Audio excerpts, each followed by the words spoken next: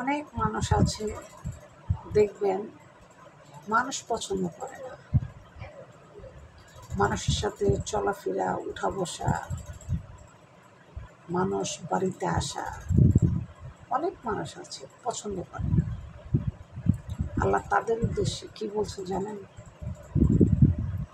তাদের উদ্দেশ্যে আল্লাহ বলছে, যে ব্যক্তি আমার সৃষ্টিকে, আমার বান্দাকে ভালোবাসে না, আমি আল্লাহ তাকে ভালোবাসি না।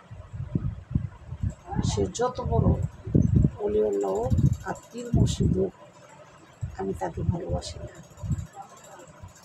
আল্লাহ বলছে, আমার বান্দাকে যে ভালোবাসবে, আমার সৃষ্টিকে যে ভালোবাসবে, সেটা হোক একটা বিড়াল, সেটা হোক একটা কুকুর, সেটা হোক একটা কবুতর, সেটা হোক একটা মুরগি, সেটা হোক একটা গরু,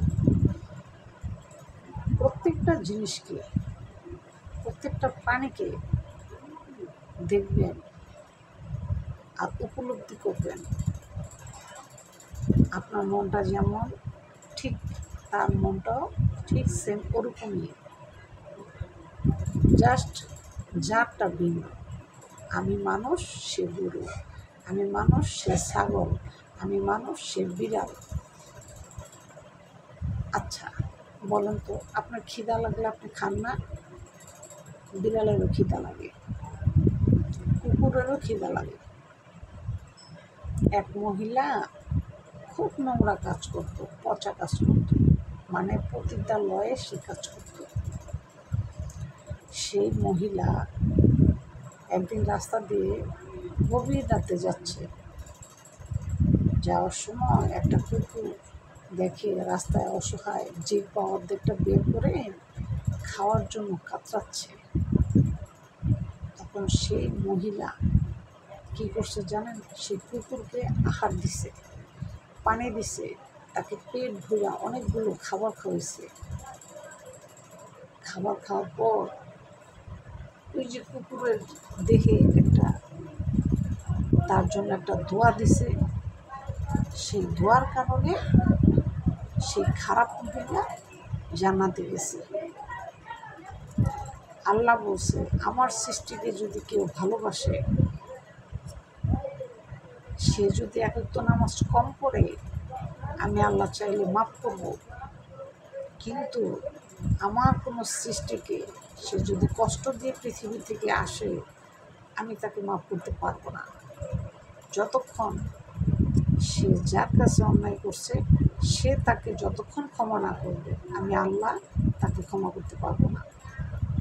কারণ অন্যায় সে আমার কাছে করে নাই, অন্যায় করছে সে আমার বান্দার কাছে। আমার বান্দা যদি তাকে ক্ষমা করে, তাহলে আমি তাকে ক্ষমা করব। তাই সবসময় একটা কথা মনে রাখবেন, মানুষকে কষ্ট দেওয়ার আগে, মানুষের সম্বন্ধে খারাপ কিছু বলার আগে 10 বার ভাববেন যে আমি যে তার সম্বন্ধে কিছু কথা বলি, কাল হাসরের ময়দানে ওই ব্যক্তি আমাকে ক্ষমা না করলে আল্লাহ আমাকে ক্ষমা করবে না। এটাই বাস্তব। তাই সবসময় চেষ্টা করবেন মানুষকে ভালোবাসার জন্য, সেটা হোক গরিব মানুষ, হোক রিক্সা চালক, হোক একটা কুকুর, হোক একটা বিড়াল, হোক একটা গরু, যে কোনো প্রাণী হোক, সবই তো আল্লাহরই সৃষ্টি। আমাদের সৃষ্টি তো কিছু না, আমাদের সৃষ্টি কিচ্ছু না, আল্লাহর সৃষ্টি সব কিছু। তাই আল্লাহর সৃষ্টিকে ভালোবাসার জন্য চেষ্টা করবেন। আল্লাহ বলছে, আমার সৃষ্টিকে যে বান্দা ভালোবাসে, আমি তাকে আমার জান্নাতের সবচেয়ে বড় জান্নাতটা তার জন্য উপহার হিসাবে আমি দেবো কাল হাসরের ময়দানে, বিচারের মাঠে। এটা কেন দিবে জানেন? ওই যে মানুষের সাথে আপনি উত্তম আচরণ করছেন, ভালো আচরণ করছেন, সুন্দর কথা বলছেন, এই জন্য দিবে আল্লাহ আপনাকে এই পুরস্কারটা। তাই মানুষের সাথে সুন্দর আচার, সুন্দর ব্যবহার, সুন্দর করে কথা বলা অবশ্যই করবেন। কিছু আপনি না দিতে পারেন, আপনার অর্থ সম্মতি নাই, ঠিক আছে, কিন্তু আপনার ব্যবহারটা অন্ততপক্ষে ভালো রাখবে।